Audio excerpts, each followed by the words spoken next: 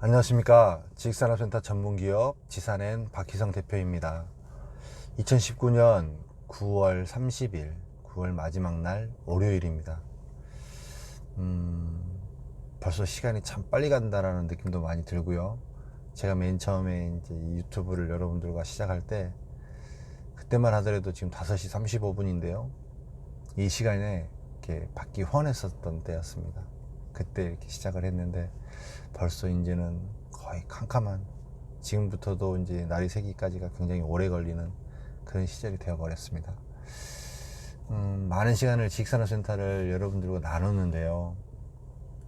항상 강조하고도 이렇게 부족함이 없을 만큼 이 지식산업센터에 대해서 이렇게 아무런 사전 지식과 어떤 부동산인지도 모르고 이렇게 투자하시는 경우들이 되게 많습니다. 그래서 오늘은 이렇게 좀 전체적인 부분들을 한 번만 더 이야기를 드릴게요. 지식산업센터는 말 그대로 일반 개인이 주거로 사용하는 그런 건물이 아니잖아요. 그래서 사용하는 층이 정해져 있습니다. 그 다음에 이 회사에서 사용을 하고 기업체에서 사용을 하기 때문에 이 기업체 회사가 뭐 계속적으로 이렇게 늘어나는 것도 아니고요. 우리나라의 기업체 수가 계속적으로 막 그렇게 많은 양의 기업체가 있는 것도 아닙니다. 각 지자체마다 그 공업지역이 있는 지역이 그나마도 기업체가 좀 많고, 그렇지 않은 지역들은 기업체가 적고 이런데, 이거에 반해서 이 지식산업센터는 꾸준히 계속 늘어가고 있다는 것입니다. 이게 일반적인 사람들의 시각에서는 이제는 이 지식산업센터가 그냥 보통의 부동산이라고 생각을 해버리시는 것 같아요. 왜냐면 오피스텔을 굉장히 투자 붐이 많아서 일반 개인들이 많이 투자했던 것처럼, 그렇게 일반 개인이 투자할 수 있는 상품 중에 하나라고 생각을 하고 투자를 하시는 분들이 있는 것 같습니다. 그 부분이 굉장히 위험한 생각이시고요.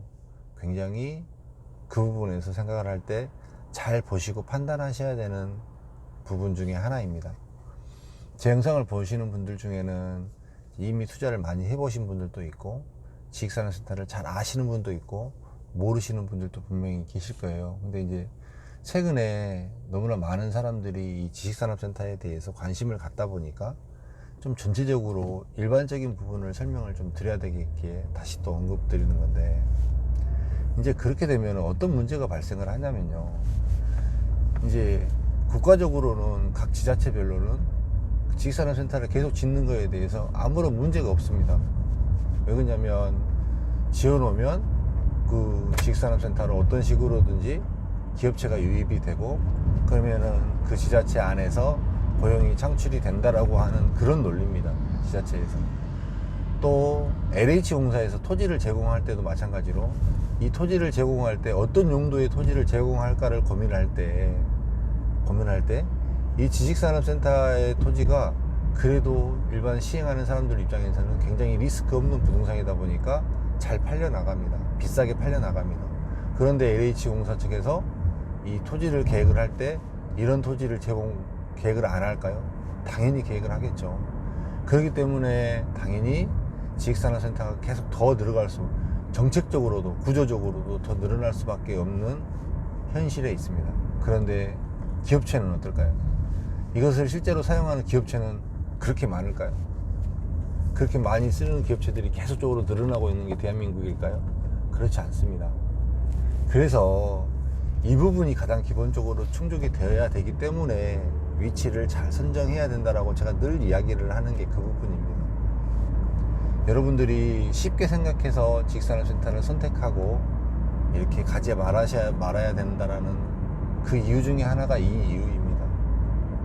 지식산업센터는 회사들이 임대를 사용하고 회사가 자기 사옥으로 사무실을 꾸며서 거기서 안정적으로 사업을 하기 위해서 지식산업센터를 분양을 받고 임대로 들어가게 됩니다. 대출을 80%를 해주는 거는 기업체한테 먼저 해줬던 시스템이었습니다. 그게 일반 개인한테 똑같이 대출을 80%를 해주다 보니까 이게 일반 개인이 임대사업하기가 훨씬 좋죠. 마찬가지로 거꾸로 따져보면 기업체에서 분양을 받아서 실제로 사용하기도 좋습니다. 그래서 지식산업센터는 실수요자들도 상당히 많습니다. 근데 이 실수요자들이 선택하는 곳은 진짜 실용적인 것을 선택을 합니다. 자기가 사업을 하기 때문에 꼭 필요한 것, 인력 수급이 좋은 곳, 교통이 좋은 곳, 그 다음에 자기의 업종과 어떤 유사성이 있는 곳, 이런 곳을 선택을 해서 실질적으로 분양을 받습니다. 그런데 일반 개인이 임대 사업을 하고 이렇게 할 때는 실질적으로 이런 부분하고 많이 연관지어서 생각하지 않고 동떨어져서 생각한다는 것 자체가 조금 문제가 있다는 것이죠.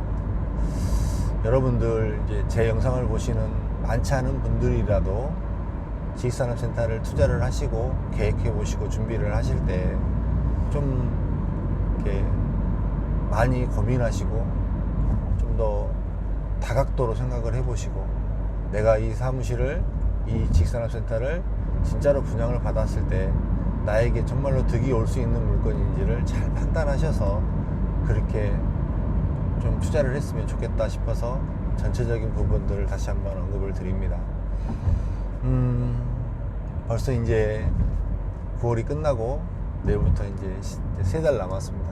마지막 이제 4, 4분기 3달 남았는데 마지막 이렇게 남은 3달 힘내시고 다 같이 좀 마지막 한 해를 잘 마무리를 하는 모두가 되어지기를 간절히 바라보겠습니다. 저 또한 이렇게 여러분들에게 소소한 이렇게 작은 정보라도 꾸준히 드릴 수 있도록 더 노력하겠습니다. 그리고 여러분들이 좀 더 객관적으로 판단해 볼 수 있도록 제가 좀 더 객관적인 근거 자료를 좀 더 들어가면서 여러분들에게 이렇게 동영상을 만들어서 늘 올려드리도록 하겠습니다. 경청해 주시면 저도 더 열심히 여러분들을 위해서 이 부분들을 만들어 낼 테니까요. 제가 좀 더 이렇게 갈 수 있도록 댓글도 남겨주시고 좋아요도 눌러주시면 제가 여러분들 위해서 더 좋은 컨텐츠를 만들어 낼 수 있도록 노력하도록 하겠습니다. 감사합니다.